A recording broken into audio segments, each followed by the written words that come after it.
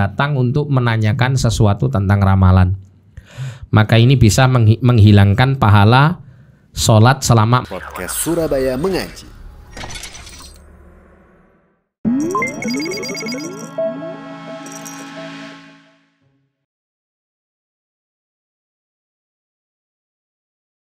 Bismillahirrahmanirrahim. Assalamualaikum warahmatullahi wabarakatuh. Alhamdulillahi wassalatu wassalamu ala rasulillahi amma ba'du. Kembali lagi di podcast Surabaya Mengaji, yang insya Allah kita akan membahas tema-tema menarik yang sedang hangat. Dan bersama kita sekarang Ustadz Muhammad Syahputra Hafizahullah Ta'ala. Kita sapa terlebih dulu beliau. Assalamualaikum Ustadz. Waalaikumsalam warahmatullahi wabarakatuh. Bagaimana kabarnya Ustadz? Alhamdulillah, baik. Masya Allah. Baik Ustadz. Sekarang kita akan berbicara berkaitan dengan masalah yang kalau dibilang modern juga enggak juga Ustadz ya. Dulu pun juga masih ada, cuman mungkin kemasannya aja berbeda Ustadz. Kalau dulu mungkin masih ada ketik rek gitu ya, untuk bertanya-tanya mengenai problem perbintangan Ustadz. Karena ada yang namanya apa Ustadz ya? Zodiak. Iya Ustadz ya. Zodiak, horoskop apa semacamnya itu. Nah, itu kan berkaitan dengan bintang Ustadz ya. Iya. Nah, iya. Sebenarnya sebelum kita jauh bertanya mengenai zodiak Ustadz ya, hukum-hukumnya dan sebagainya, apa fungsi bintang itu sendiri Ustadz? Dengan diciptakannya bintang itu sebenarnya memiliki fungsi apa Ustadz? Tafadhol Ustadz. Iya, jadi Allah Subhanahu wa Ta'ala menciptakan bintang-bintang di langit ini.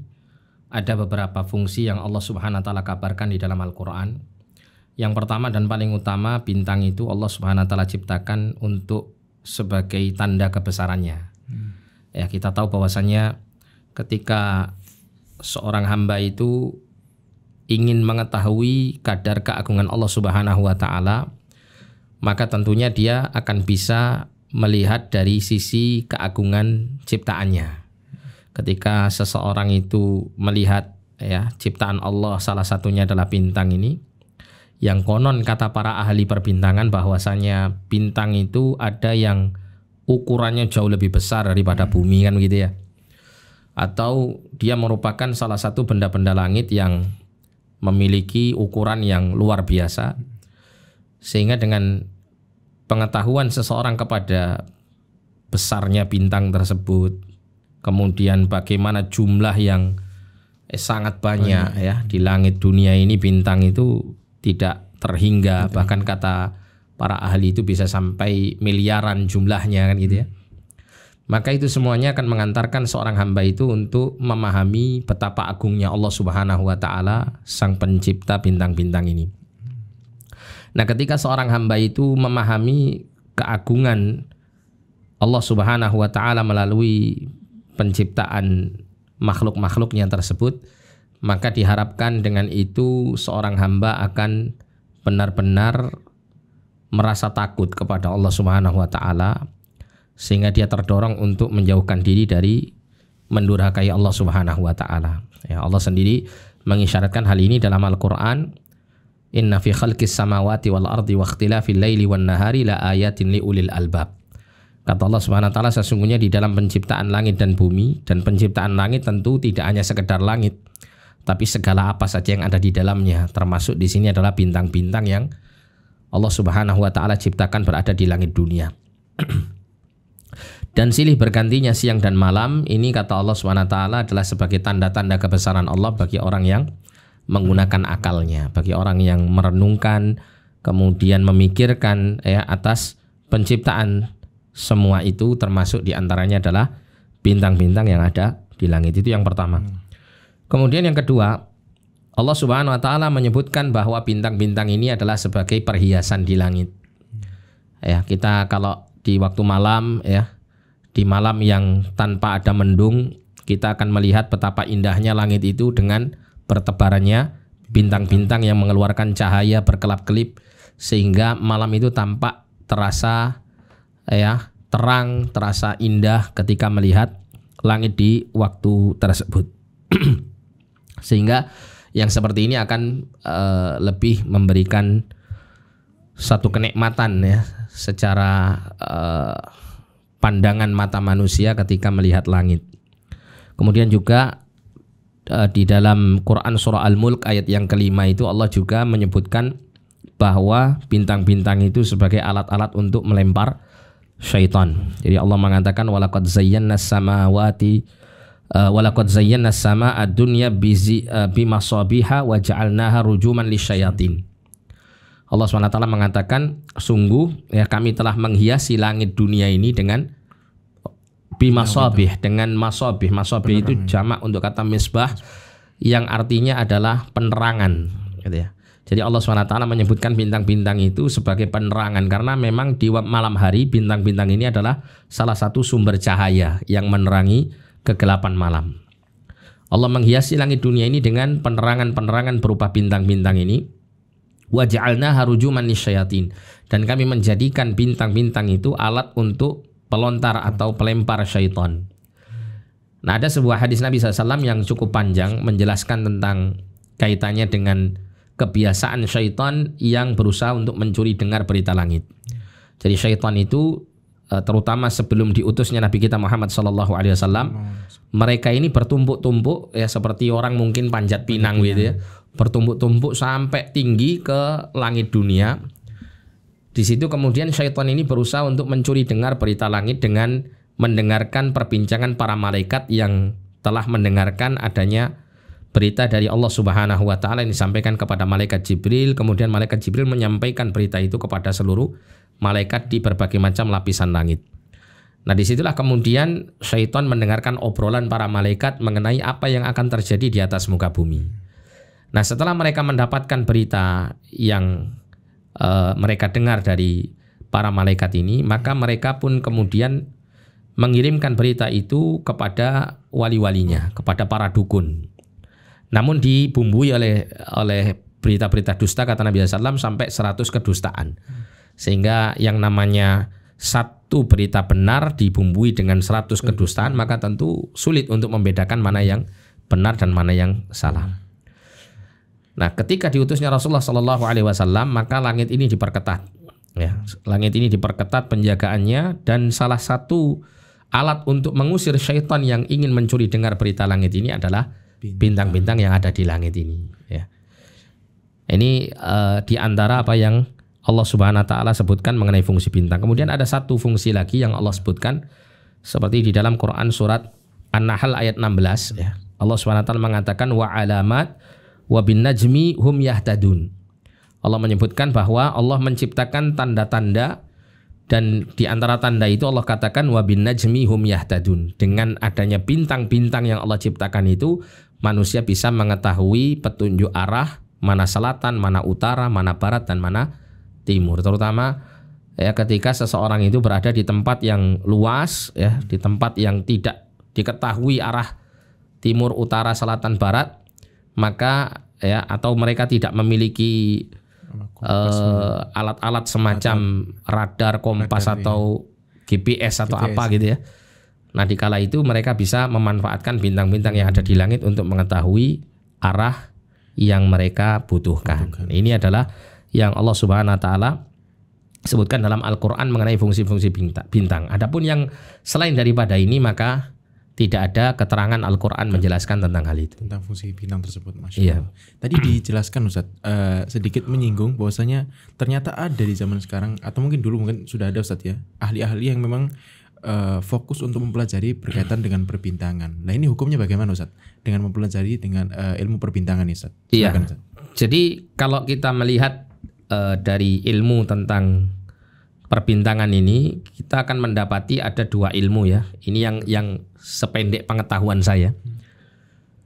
Ada dua ilmu. Ilmu yang pertama sering disebut dengan istilah ilmu astronomi. Ilmu astronomi ini adalah ilmu perbintangan mengenai letak-letaknya, kemudian mengenai pergerakannya kan gitu ya.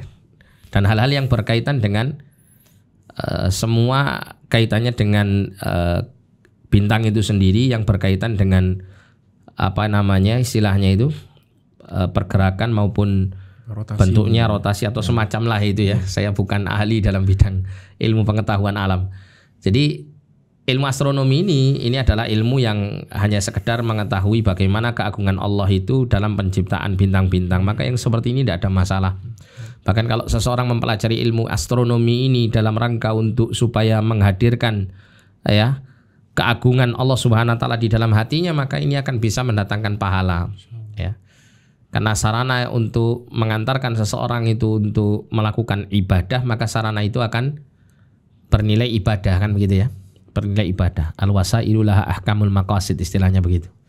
Jadi manakala seseorang ini ingin menghadirkan rasa takut kepada Allah dalam hatinya, dan itu adalah bagian dari ibadah, dengan dia mempelajari ilmu astronomi atau dari penelitian-penelitian ahli astronomi tentang kaitannya dengan keagungan penciptaan bintang-bintang dan semacamnya ini, maka yang demikian ini akan mendatangkan kebaikan baginya. Namun ada ilmu yang lain yang orang-orang juga sering menyebutnya dengan istilah astrologi, ya, astrologi, yaitu ilmu perbintangan yang sifatnya adalah dalam rangka untuk meramal nasib. Di dalam ilmu ini ada keyakinan bahwa pergerakan bintang atau rasi bintang tertentu yang muncul atau hal-hal yang serupa dengan hal-hal yang erat kaitannya dengan bintang dan pergerakannya, ini semuanya memberikan pengaruh kepada nasib manusia atau memberikan pengaruh terhadap segala peristiwa yang terjadi di atas muka bumi ini. Nah, maka hal yang seperti ini mengandung kesyirikan, ya, karena di situ ada keyakinan bahwa selain Allah Subhanahu wa taala, yaitu bintang-bintang tadi, memberikan pengaruh kepada nasib manusia, padahal nasib manusia Allah yang menakdirkan dan menentukannya. Nah, untuk ilmu yang kedua ini haram hukumnya, ya. Dan ilmu inilah yang dilarang Nabi SAW, ya, ilmu yang kaitannya dengan ramalan bintang ini, dan orang yang mempelajarinya termasuk dari bagian orang yang mempelajari sihir yang diharamkan, sehingga wajib untuk kita jauhi. Masya Allah.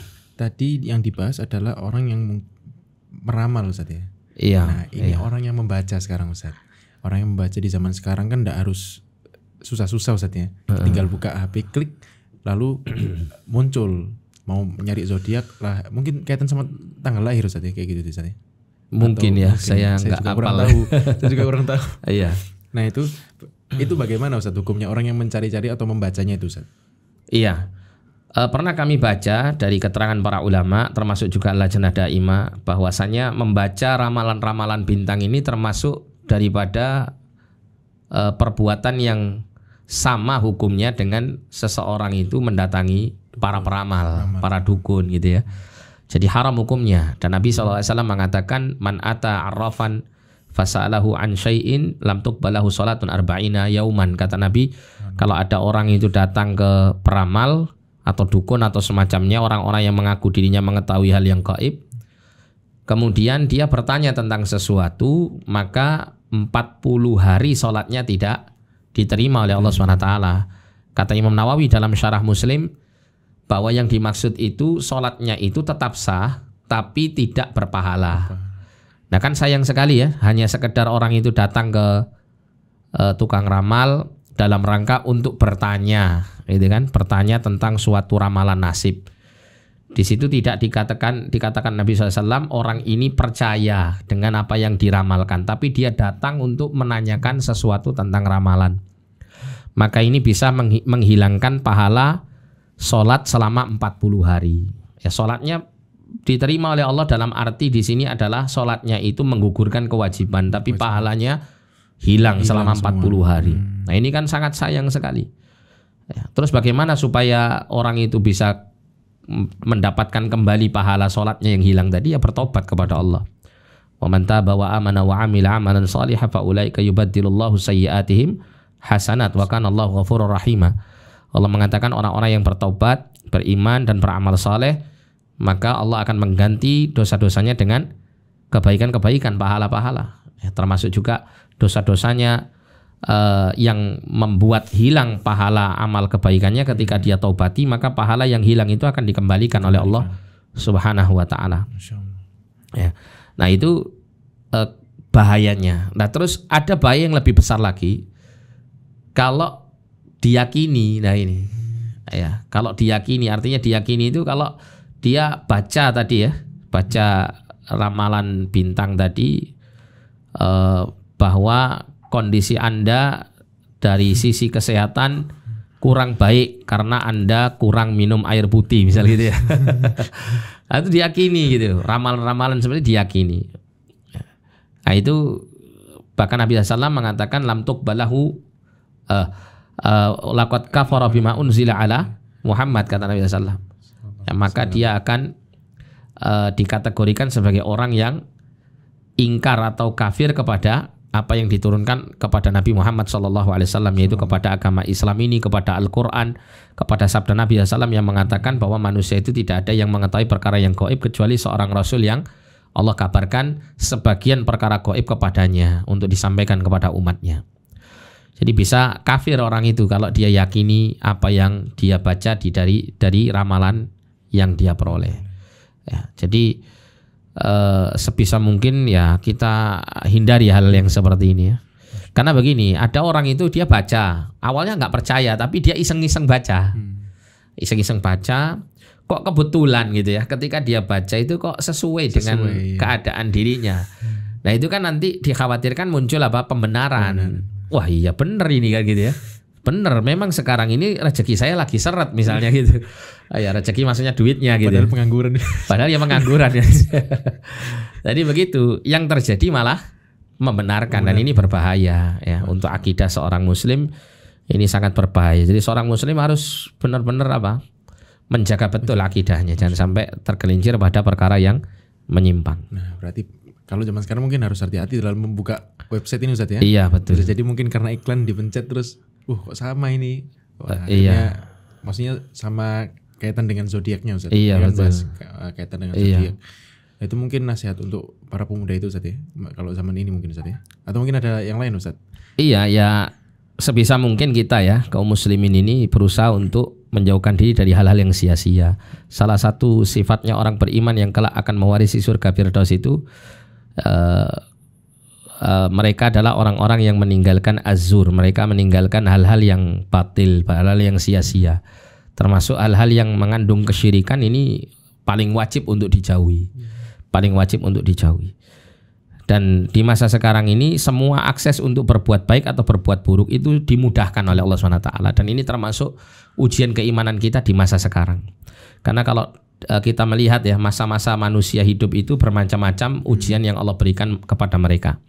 Nah, salah satunya ujian dan fitnah keburukan saat ini yang kita hadapi adalah kita ini mudah untuk melakukan kebaikan atau keburukan, termasuk adanya media internet yang memudahkan kita untuk berbuat baik atau berbuat buruk. Nah, di sini kita wajib untuk waspada. Kita gunakan apa yang menjadi nikmat Allah berupa internet ini untuk hal-hal yang baik dan berusaha untuk senantiasa menjaga akidah, karena berbagai macam kerusakan-kerusakan pemikiran, keyakinan yang menyimpang, akidah yang batil itu menyebar di dunia maya ini yang bisa mempengaruhi dunia nyata. Nah gitu ya. Sehingga wajib bagi kita yang berada di dunia nyata jangan sampai mendapatkan kerusakan dari dunia maya ini. Iya, wallahu a'lam bishawab. Masyaallah. Nah, Ustaz, jazakumullah khairan Ustaz atas penjelasannya. Semoga bermanfaat bagi rekan-rekan sekalian dan saksikan podcast Surabaya Mengaji di episode berikutnya. Assalamualaikum warahmatullahi wabarakatuh.